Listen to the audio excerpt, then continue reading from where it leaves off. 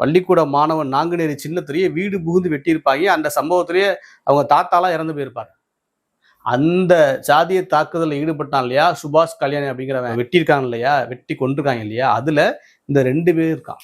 ஏற்கனவே குற்ற செயலில் ஈடுபட்ட அதே குற்றவாளிகள் மறுபடியும் வந்து வெளியே கொலை பண்ணியிருக்காங்க.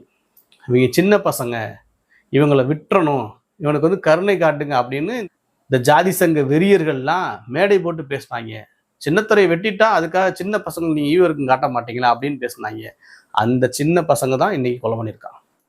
அப்ப அந்த பெத்தவன் என்ன பண்ணணும், நம்ம புள்ள தப்பு பண்ணிட்டா அப்படின்னு வந்து அவனை திருத்தணும். இல்ல அந்த ஜாதி சங்க தலைவர்களும் வழிநடத்தணுமா இல்லையா?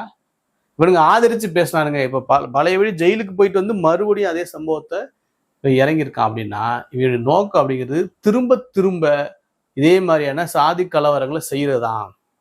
9 பேர் நீங்க பார்த்துருப்பீங்க. நான் சொன்னேன் இல்லையா, ஒருத்தன் கூட 30 வயசு 40 வயசு தள்ளலாம் இல்லை, எல்லாமே 19 20 21 வயசு. இவன் தான் அடுத்து தமிழ்நாட்டில் மிகப்பெரிய கலவரத்தெல்லாம் பண்ண போறாங்க. அதுக்கான விரைதலை தான் போட போறாங்க. அவங்களோட புகைப்படங்கள் காட்டுறேன் பாருங்க. எல்லாம் பொடி பசங்க, மீசை கூட முளைக்கல, ஒரு மசுறு கூட முளைக்கலன்னா கையில் அருவாளை தூக்கி சுத்துறாங்க. இன்ஸ்டா பக்கத்தில் போய் பாருங்க, ஒவ்வொருத்தரும் ஒரு ஐடி வச்சுக்கிறான், அவனுக்கு ஃபேன் பேஜ்னு ஒன்று வச்சுக்கிறான். அருவாளை தூக்கி இப்படி திரும்புற மாதிரி ஃபோட்டோ போடுறான், மீசையே இல்லை மீசையை முறுக்குற மாதிரி ஃபோட்டோ போடுறான். நாங்கள் யார் தெரியுமா, வெட்டி சாய்ப்போம்டான்றான். வாயில அருவாளை வச்சுட்டு போஸ்ட் கொடுக்குறான். அப்படி வேட்டியை மடிச்சுக்கிட்டு அருவாளை அப்படி தூக்கிட்டு போஸ்ட் கொடுக்குறான். இதெல்லாம் காவல்துறை வந்து நடவடிக்கை எடுக்கணும் போது ரொம்ப காலமாக சொல்லி வரும். இந்த இன்ஸ்டாகிராமில் போனீங்கன்னா எத்தனை ரவுடி பேருக்கான்னு அதில் நீ தெரிஞ்சுக்கலாம்.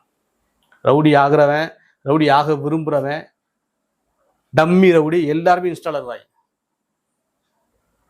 எதையாவது ஒரு ரீல்ஸ் எடுத்து போட்டு கொலை செஞ்சதை நியாயப்படுத்தி ரீல்ஸாக கொடுக்குறாங்க. நான் எத்தனை கொலை பண்ணேன் பற்றி அப்படின்னு ரீல்ஸ் போடுறான். இன்று இளைஞர்கள் இவ்வளவு மோசமாயிட்டாங்க. நீ பாருங்க, நாடார் சமூகத்தை சேர்ந்த அத்தனை மக்கள் பாதிக்கப்பட்டிருக்காங்க. கொடூரமா இருக்கு. மக்கள் போராட்டம் பண்ணாங்க. கோனா சமூகத்தை சேர்ந்த மக்கள் பாதிக்கப்பட்டிருக்காங்க. ஆசாரி சமூகத்தை சேர்ந்த மக்கள் பாதிக்கப்பட்டிருக்காங்க. இப்ப என்ன எவ்வளவு பெரிய காட்டு முன்னாடி தான். ஆனா அந்த சம்பவத்தினால இவன் எல்லாருமே மறவ சமூகத்தை சேர்ந்தவங்க. ஒரே சமூகத்தை சேர்ந்தவன் தான் மற்ற சமூகத்தை சேர்ந்தவங்களை கொலை பண்ணியிருக்கிறான், கொடூரமா தாக்கியிருக்கிறான்.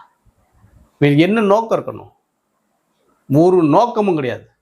நான் பெரிய ஆள் ஆகணும், ஏரியாவில் நான் பெரிய ரவுடி ஆகணும், நான் ஜாதியை சொல்லி நான் பெரிய ரவுடி ஆகணும் அப்படிங்கிற எண்ணம் தான். இப்படியா மனதில் தான் இருக்காங்க.